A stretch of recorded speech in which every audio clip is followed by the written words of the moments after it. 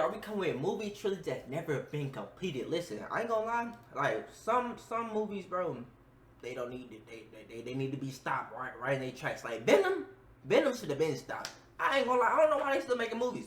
I heard the last movie they stopped. Like that's the last one. Thank God. But yeah. A lot of movies don't need multiple. Like the first one was either it was really good or it was okay, and then y'all just kept going. Like Shrek. That's a good example where, like, you know, the first couple that they was good. Then y'all started doing too much. I mean, I ain't gonna lie. I think the fourth one got a couple memes out of. Now I think they doing like a fifth, like Shrek, bro. What are we doing? But let's go ahead and get into the video. Welcome new people, new subscribers. Let's get to it. It's hard enough to make one successful movie, let alone 3. So Shazam should have been stopped. That's a great example. Thank you. No surprise that many would-be trilogies never see that third installment. Here are some that died on the vine. The first Spider-Man sent the comic book movie renaissance into overdrive in 2002, when it became the first film to earn more than $100 million in a single weekend. Really? Spider-Man 2 continued the trend. That's the first? And while 2007 Spider-Man 3 ended the first series with a creative whimper, the Sam Raimi Tobey Maguire Spider-Man films still earned more than $2.5 billion worldwide. Wow. Sony rebooted the series in 2012. This time with Andrew Garfield in the tights, and Mark Webb in the director's chair for The Amazing Spider-Man. I'm mad at y'all, bro. I was too young to really, like, address my opinion. But this Spider-Man wasn't even bad. This Spider-Man wasn't bad, bro. I'm mad at y'all. Cause why? This Spider-Man was amazing. Like, even as a kid, I'm like, bro's cool. Like, I'm really, I've been, right now, I'm rewatching the Transformers. So, tonight, I'm gonna watch this Amazing Spider-Man. I'm gonna watch both of them. And I'm gonna come back, and we're gonna have a serious discussion. Cause I'm mad at y'all. Cause, like, they wasn't bad when I watched them back in the day. So, I'm gonna rewatch them. And then if they bad, I'm like, okay, I understand why y'all stopped it. But to me, it wasn't so bad that we need to stop it, like, on 2. Like, we could have easily had a third one. Y'all some haters, bro. Y'all some haters. And then the second one was good, bro. They killed Gwen, bro. Y'all. Spider-Man. The box office results were solid, and the reviews were strong. So before a sequel was released, Sony announced a third and fourth film, as well as spin-offs Sinister Six and Venom, effectively launching a Spidey cinematic universe. The Amazing Spider-Man 2 arrived in 2014, but despite earning $708 million worldwide on a $200 million budget, the horrible reviews meant Spidey was headed in the wrong direction. Stupid. He's a menace to the entire city! I want that ball-crawling arachnid prosecuted! I want him strung out by his web! Luckily, Disney swooped in and brought the web spinner, now played by Tom Holland, back to his record-breaking ways in the MCU. While Sony scored a huge hit with Venom and won an Oscar with Spider-Man Into the Spider-Verse. Hey, while The Amazing Spider-Man 3 was squished, Garfield's version of the character got a conclusion of sorts to his story in 2021's MCU's multiverse adventure, Spider-Man No Way Home. Despite their popularity... How do y'all feel about No Way Home? I know a lot of people who have rewatched it, like, they don't like it as much.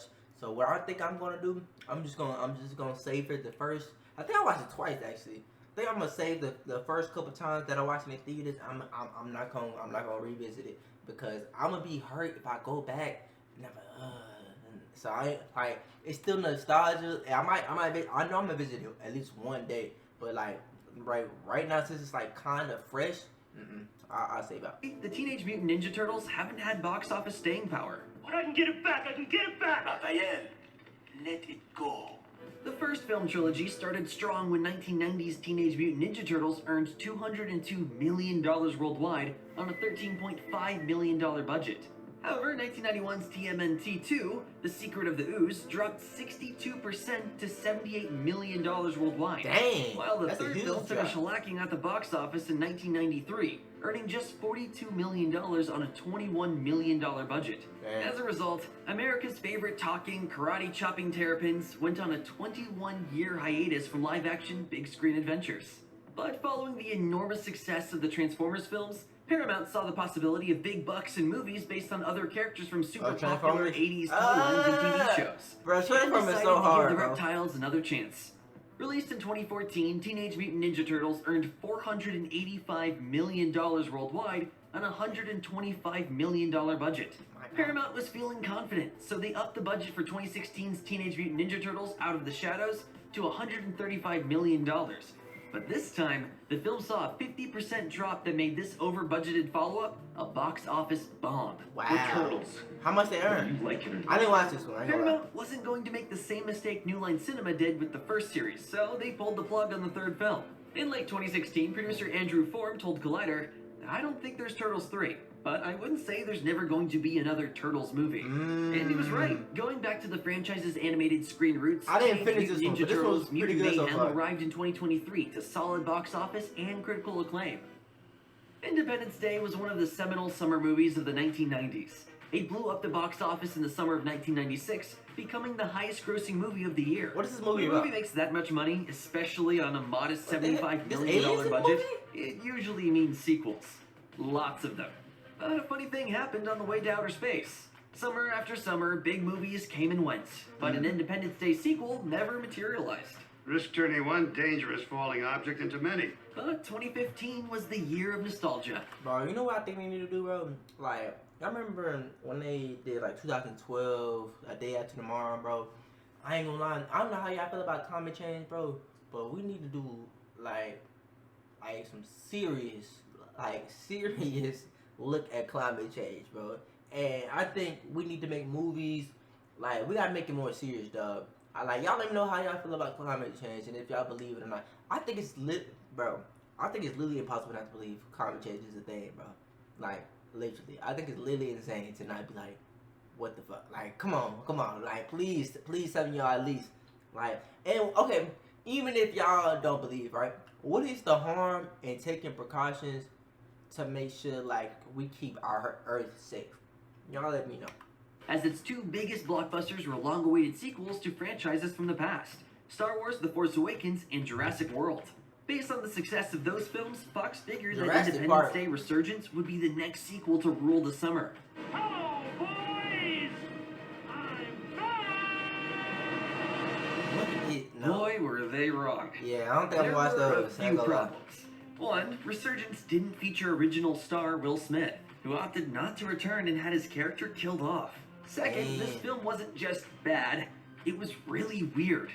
Consequently, Yeah, it looked Independence weird. Day Resurgence It looks seriously like it's all over the underwhelmed place. with $384 million worldwide on a $165 million budget. An alarming 53% drop that's even more startling considering the 20-year difference in ticket price inflation. Clearly, moviegoers were over the series. And given that the Disney-Fox merger shook up all of Fox's slate, there's no way Independence Day 3 will ever happen.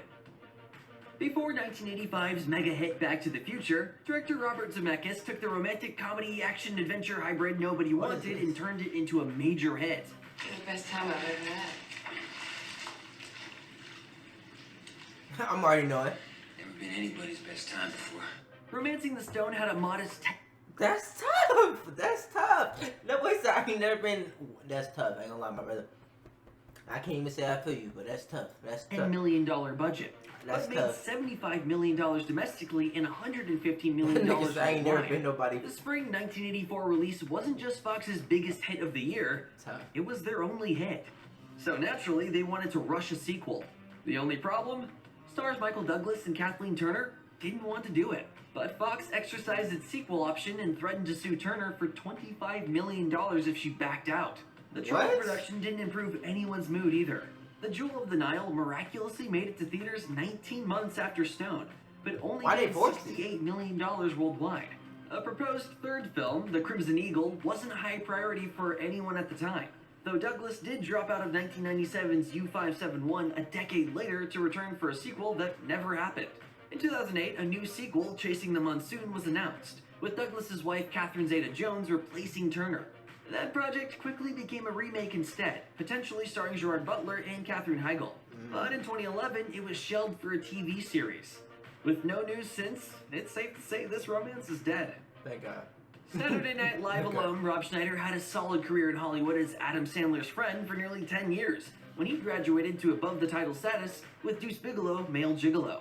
I don't have a set price or anything, but I have been getting $10.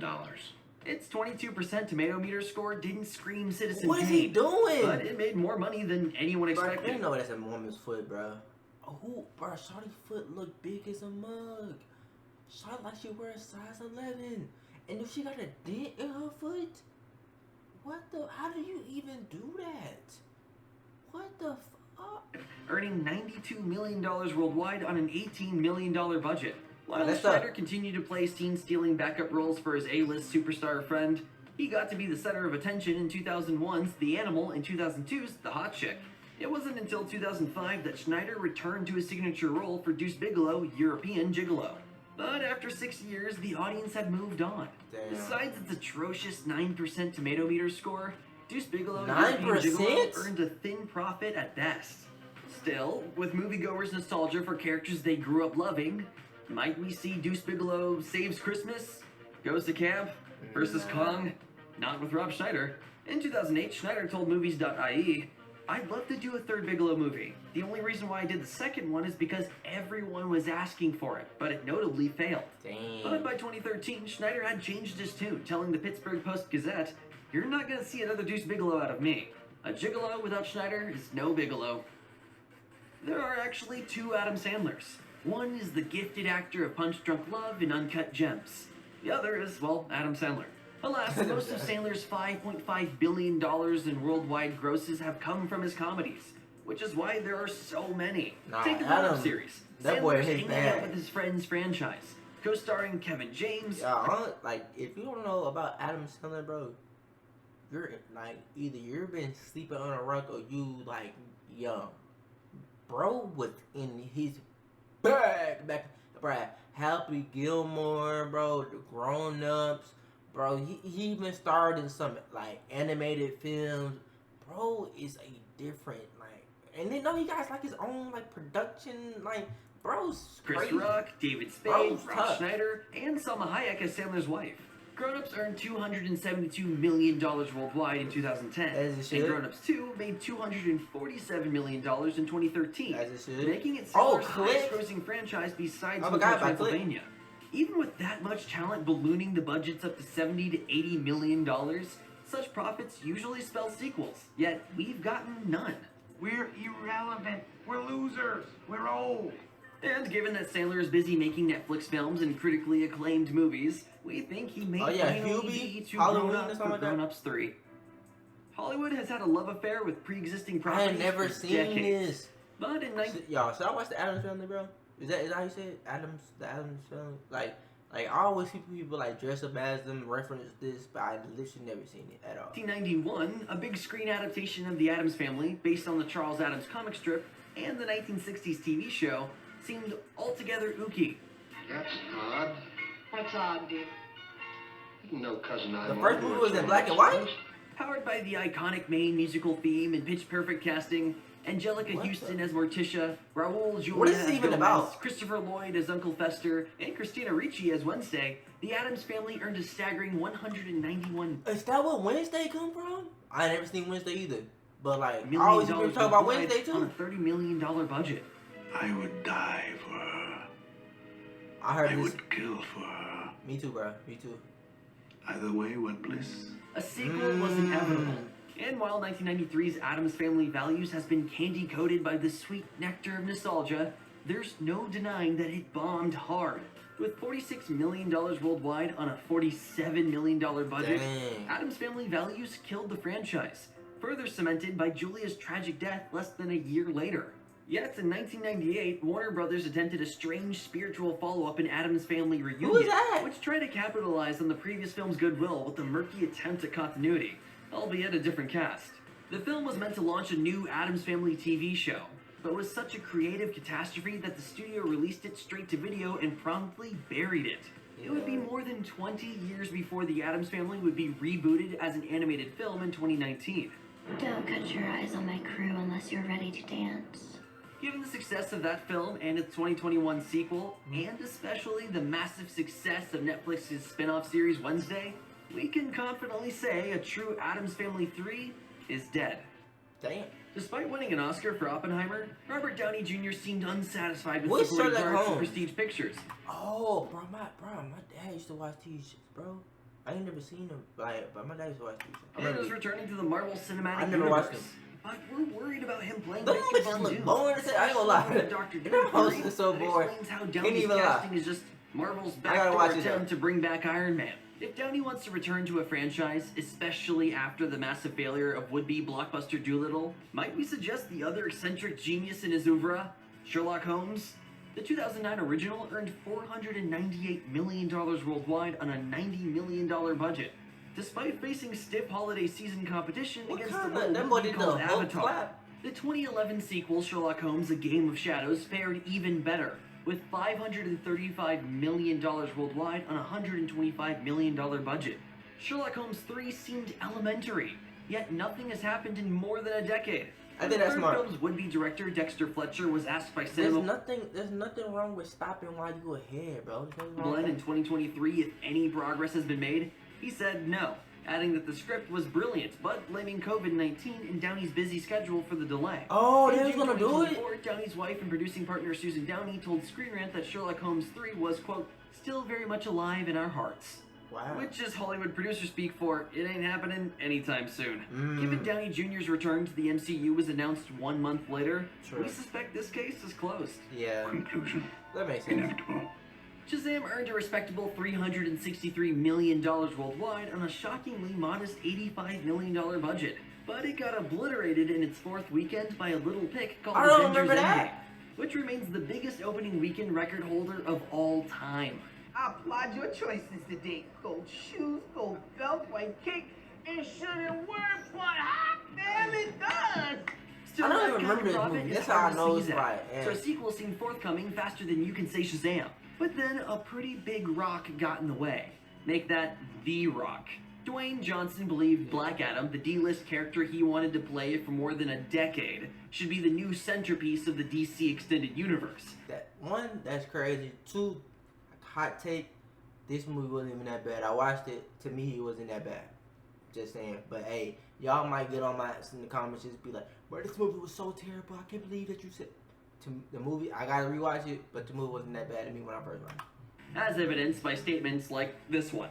The hierarchy of power in the DC universe is about to change. He wasn't just talking about the movies. Black Adam was technically in Shazam's Rogues Gallery, but Johnson wanted his anti-hero to battle DC's biggest babyface, Superman. According to Johnson, this superpowered showdown wound up getting scrapped due to business, which is an ego-preserving way of saying Black Adam bombed with $390 million worldwide on a $200 million budget. As Adam, we know who you are and what you are capable of. This movie was not that bad to me, bro. I ain't gonna lie. This movie was Ironically, not that Black bad. Adam out-earned Shazam, but at more than twice the price, it was a financial failure. Shazam: Fury of the Gods was the innocent victim in all this, as the 2023 film barely earned back its budget. With James Gunn rebooting the entire DC cinematic slate, we can all but guarantee there won't be a Shazam 3. Yeah. How many franchises has Martin Scorsese made in his 50-plus The year Departed. career? What is that? Answer? None. Yes, Scorsese directed 1986's The Color of Money, a sequel to Robert Rosson's 1961 film The Hustler, but as far as sequels to his own work, Bro, zero. this remind me, like, I don't know why, but y'all remember that, I remember the name now. Y'all remember the movies Taken? How many movies did they make of that? Cause after a while, like, how many times did you get your child or wife or somebody stolen? Like, nigga, what is happening? Like, I think I seen the first one. I ain't watched. I don't know how many other ones, but I know there's like at least 2. So Zilch. Nada. That could have like, how many? changed Like, with who are you 2006's for The you to Departed, keep getting people which stolen from remains you? Scorsese's biggest domestic hit, his third biggest worldwide hit, and his only film to win Oscars for Best Picture and Best Director. If Warner Brothers had its way, it also would have been his only movie to get a sequel, as the studio was eager for one. While there's no official word on how many sequels Warner Brothers wanted, The Departed is a Beantown-based remake of the Hong Kong set Infernal Affairs trilogy. So 3 films sounds reasonable. Andy Lau appeared in both Infernal Affairs sequels, but his counterpart in Scorsese's crime epic, Matt Damon's Colin Sullivan, gets killed, which the studio wasn't happy about. Scorsese rejected a sequel idea from screenwriter William Monahan. Why is he just trying to talk? I would have dropped through that bad. Sole survivor of The Departed. How's your mother? She's on her way out. You all are. Act accordingly. Despite featuring Wahlberg's return to his Oscar-nominated role, Warner Brothers rejected the project because Monahan didn't have a plot nailed down. After nearly 20 years of attempts as dead as the main characters, it sounds like any hope for a franchise is, well, hey, at least he ain't force it, bro. Like, I rather, like, you know, if you can't get the script right, bro, like, don't force the movie, because, like, especially, like, if I'm, like, a big fan of the series, bro, and you make a movie and I hate it, I'm gonna be hurt. So, hey, I hope y'all enjoyed the video. Make sure you like, comment, subscribe. Let me know if there's any movies that y'all would want to see part 3, 2. Love y'all. See y'all next video. We out. Bye.